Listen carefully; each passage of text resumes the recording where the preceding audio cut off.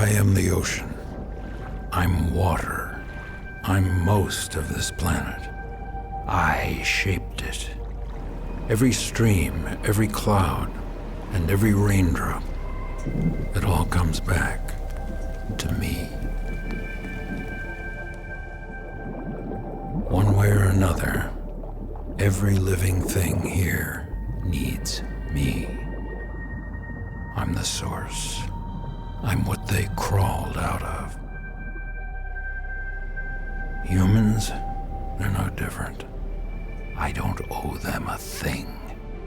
I give, they take, but I can always take back. That's just the way it's always been. It's not their planet anyway. Never was, never will be. But humans, they take more than their share. They poison me, then they expect me to feed them.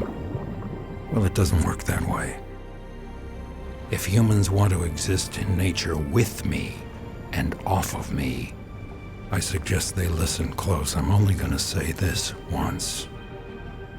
If nature isn't kept healthy, humans won't survive. Simple as that. I could give a damn with or without humans. I'm the ocean. I covered this entire planet once, and I can always cover it again. That's all I have to say.